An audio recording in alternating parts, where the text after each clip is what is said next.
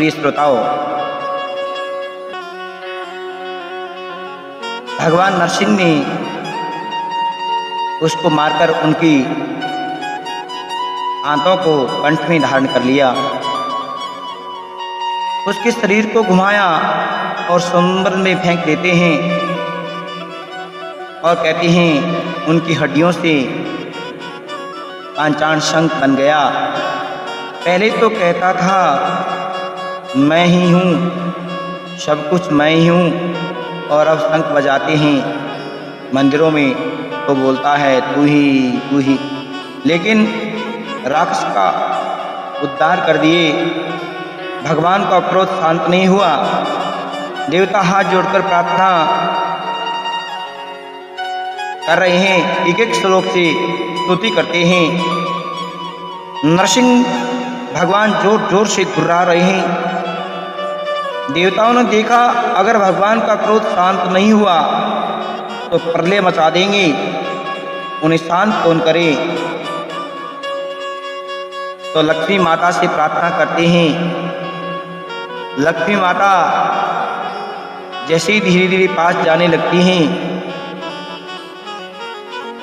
नरसिंह भगवान घुर्रा रहे हैं, धरती डगमगाने लगी, आकाश डोल गया, सब दूर खड़े हैं, कौन जाए भगवान को मनाने। लक्ष्मी जी कहती हैं मैं तो नहीं जाऊंगी, मुझे तो डर लगता है, ऐसे रूप में मैंने नारायण को कभी नहीं देखा। प्रहलाद से कहा बेटा तुम जाओ। प्रहलाद जी सभी देवताओं ने कहा प्रहलाद जी बेटा आप जाओ।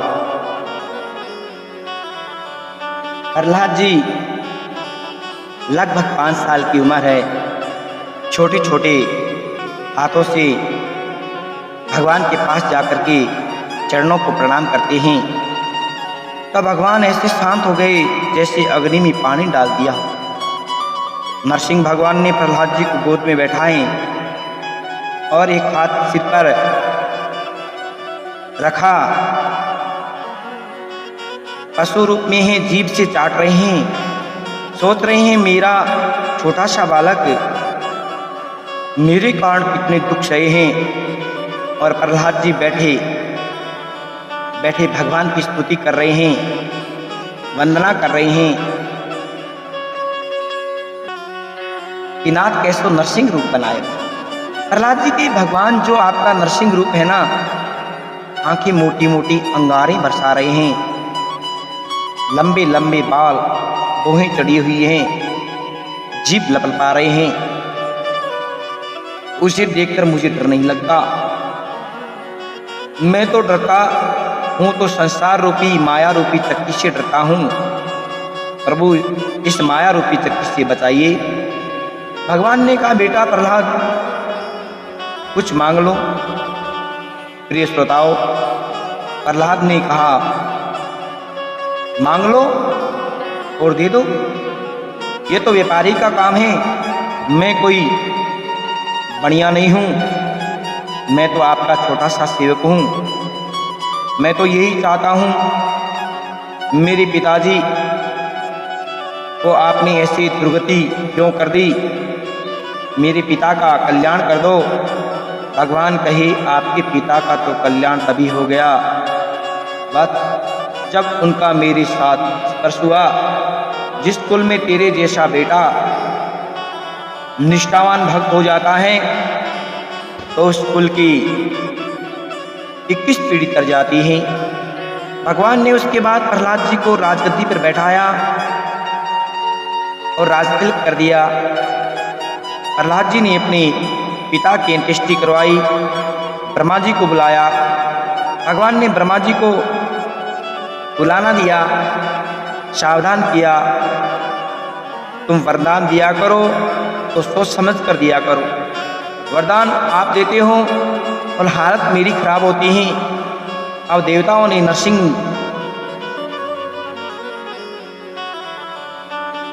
और नर का रूप, नर और सिंह बने बैठे हैं। भगवान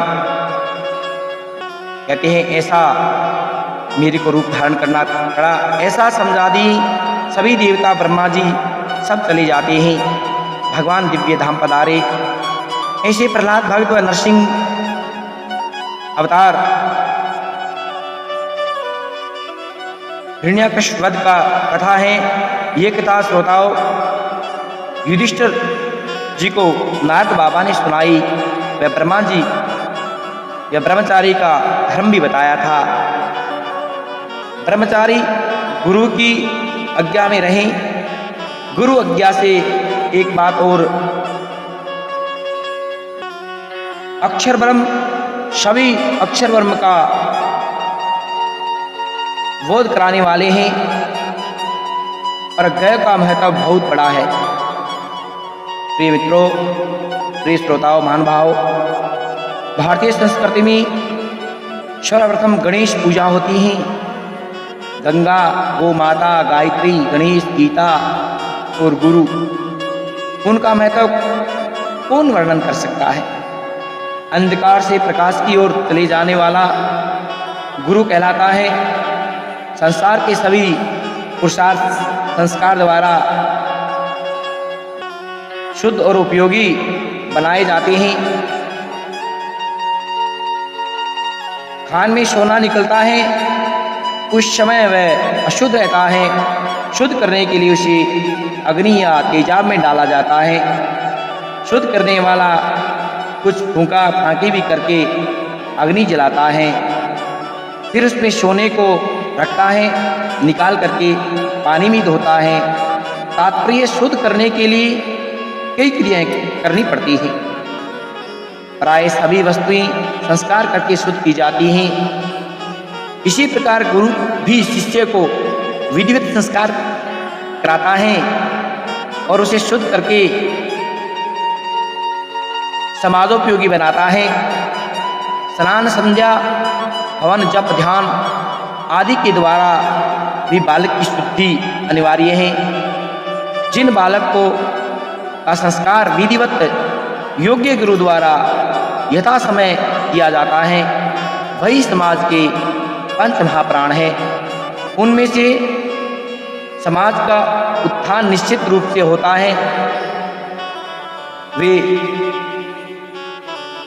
अंतेवासी किसी भी समस्या से घबराते नहीं हैं।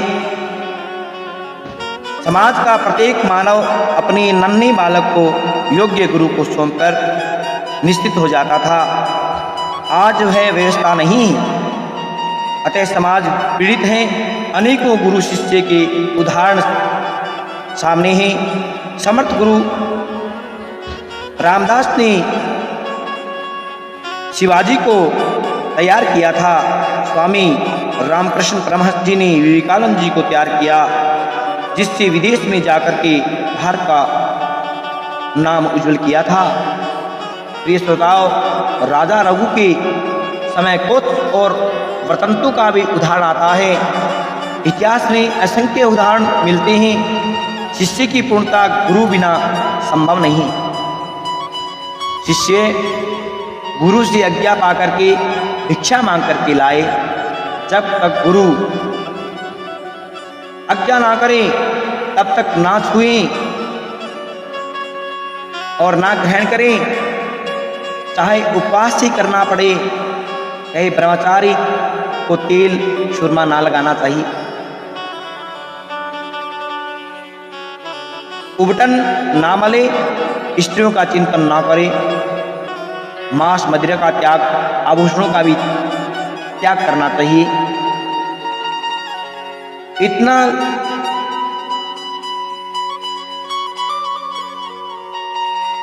लगाए उस प्रकार का धर्म बताते हैं। इत्र ना लगाए। एक बड़ी सुंदर बात बताई कि साधक को एकांत में अपनी कन्या से भी बात ना करे। इंद्रियां बड़ी चंचल हैं, कभी भी धोखा दे सकती हैं, तो सावधान रहे। इस प्रकार महाराज ब्रह्मचारी, वानप्रस्थी, सन्यासी का धर्म बताते हुए कहते हैं, गृहस्थ को क्या करना चाहिए। अपने घर में ही काम करें, जितने भी उसके परिवार का जीवन निर्वाह हो सके। और कहते हैं कि नारद जी,